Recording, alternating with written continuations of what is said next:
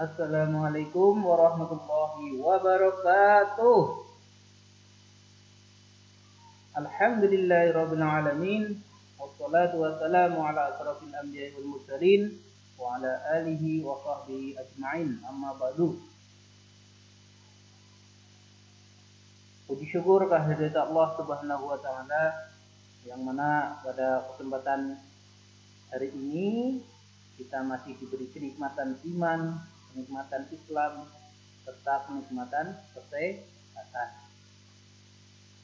Selanjutnya kita selalu bersolawat kepada junjungan kita Nabi besar Muhammad Sallallahu Alaihi Wasallam. Bagaimana kabar Mas dan Mbak hari ini?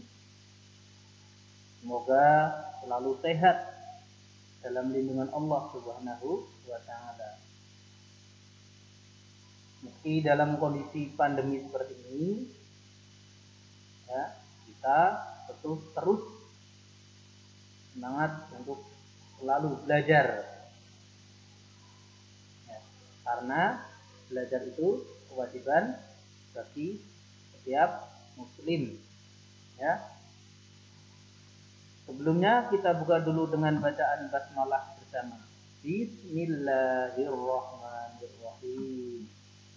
Nah, pada kesempatan hari ini Ustadz ingin menyampaikan materi menguraikan pendapat pribadi tentang isi buku sastra.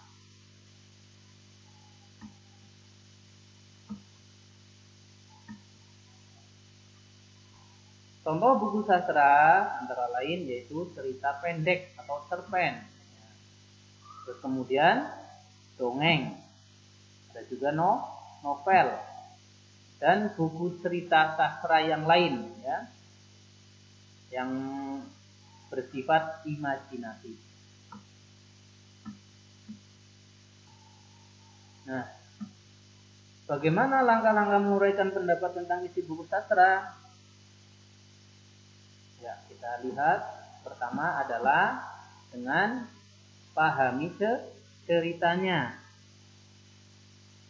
Ya, kemudian yang kedua, tentukan unsur-unsur cerita. Selanjutnya yang terakhir adalah berikan pendapat dan alasan atau bukti. Ya. Terus bagaimana cara memahami cerita tersebut?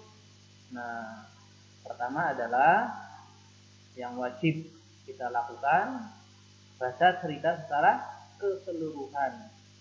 Ya. Kalau tidak membaca tidak mungkin tahu isinya. Selanjutnya adalah tulis pokok-pokok isi cerita. Ya. Nah, minggu kemarin kita sudah belajar berkaitan dengan unsur-unsur cerita. Ada unsur intrinsik dan ada unsur ekstrinsik. Nah, apa saja kira-kira unsur-unsur yang ada dalam cerita? Ya, kita lihat pertama adalah tema.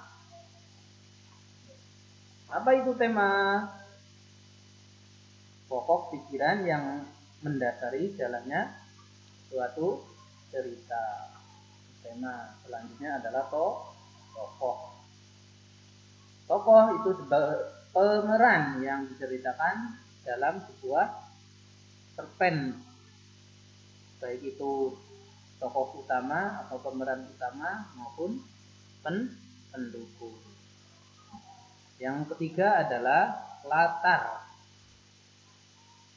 Latar atau tempat, ya, bisa juga suasana yang terdapat dalam cerpen dan juga waktu. Selanjutnya adalah alur cerita. Apa itu alur cerita? Urutan peristiwa yang ada dalam sebuah cerita atau cerpen. Yang selanjutnya adalah sudut pandang, ya. Sudut pandang merupakan cara pandang penulis menceritakan isi atau kejadian dalam sebuah cerpen. Ya.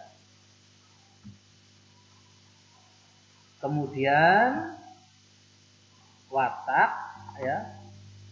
Apa itu watak? Sifat dari pemeran yang ada dalam cerpen. Itu ada watak protagonis atau baik, kemudian ada watak antagonis atau jahat, dan juga yang terakhir adalah watak netral. Ya. Kemudian yang terakhir adalah amanat atau pesan. Pesan ini adalah pelajaran yang terdapat dalam sebuah cerita, ya. Tentunya pelajaran yang baik yang dapat kita ambil dari cerita tersebut, ya. Selanjutnya yang terakhir adalah berikan pendapat tentang, ya, kekurangan dari buku cerita, ditulis kelebihan dan kekurangannya, ya. Nah, ini yang terakhir, berikan pendapat dengan alasan bukti yang mendukung pendapat, kasih masukan. Nah, demikian yang bisa Ustaz sampaikan.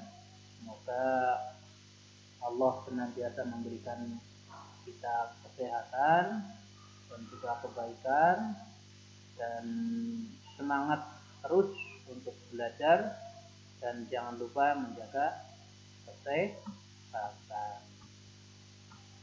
Demikian dari Ustaz, terima kasih.